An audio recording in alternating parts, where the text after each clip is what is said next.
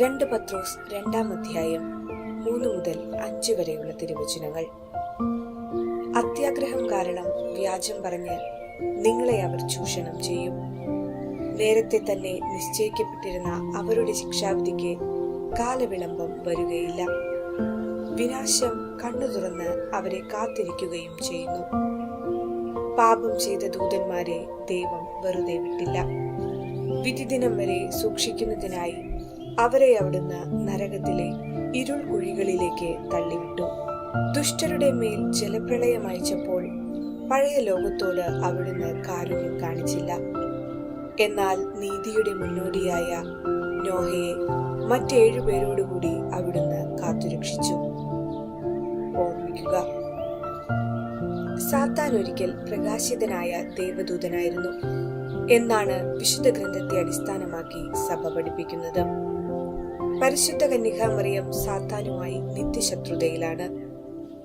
12-ാം Pius മാർപ്പാപ്പ പ്രസ്താവിക്കുന്നത് പോലെ ഏതെങ്കിലും സമയത്ത് പരിശുദ്ധ കന്യകാമറിയത്തിന് ദൈവകൃപ ഒരു നിമിഷത്തേക്ക് നഷ്ടപ്പെട്ടു പോയിരുന്നെങ്കിൽ, കളങ്കമോ പാപക്കറയോ ഉണ്ടായിരുന്നെങ്കിൽ, ഉത്ഭവ പാപത്താൽ കളങ്കിതയായിരുന്നെങ്കിൽ സാത്താനുമായി ശാശ്വത ശത്രുത ഉണ്ടാകുമായിരുന്നില്ല.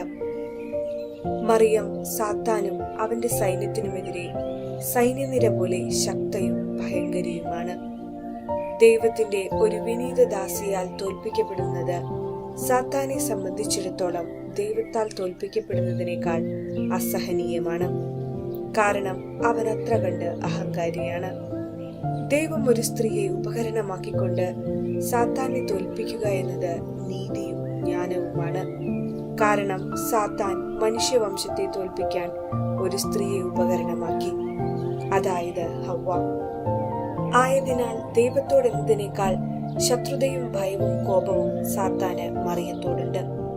ദൈവത്തിന്റെ സർവശക്തിയേക്കാൾ മറിയത്തിന്റെ വിനയം ദൈവം സാത്താനെ തോൽപ്പിക്കാൻ ആയുധമാക്കി. വിനീതയായ മറിയം അഹങ്കാരിയായ സർപ്പത്തിന്റെ തല തകർക്കുമെന്നാണ് പ്രവചനം. വെളിപാട് ഗ്രന്ഥത്തിൽ നാം കാണുന്ന പിശാചെന്നും സാത്താനെന്നും വിളിക്കപ്പെടുന്ന ആ പുരാതന സർപ്പത്തിന്റെ തല തകർക്കപ്പെടും. പിശാച് ഒരാത്മാവിന്റെ മേൽ അവകാശം സ്ഥാപിക്കാൻ ആഗ്രഹിക്കുമ്പോൾ ആദ്യം പരിശുദ്ധ കന്യകാമറിയത്തോടുള്ള ഭക്തി കെടുത്തുകയായിരിക്കും ലക്ഷ്യം. ആയതുകൊണ്ട് പിശാചിന്റെ കുടിലതന്ത്രം വില പോകാതിരിക്കണമെങ്കിൽ പരിശുദ്ധ അമ്മയോട് ചേർന്ന് അമ്മയുടെ സംരക്ഷണം ഉറപ്പുവരുത്തി ജീവിക്കുവാൻ വേണ്ട കൃപയ്ക്കായി പ്രാർത്ഥിക്കാം.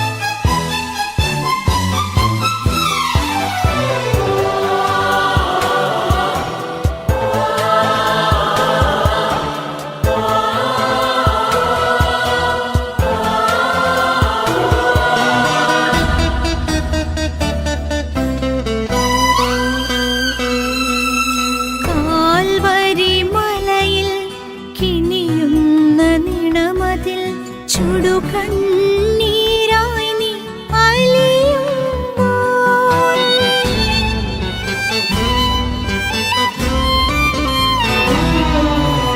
കാൽവരി മലയിൽ കിനിയുന്ന നിണമതിൽ ചുടുകണ്ണീരായി നീ അലിയുമ്പോൾ ആഴമേറും വൻവീഴ്ചയിലും എന്നെ നേർവഴി കാട്ടുമീ ജപമാല കോർത്തെടുത്തിൻ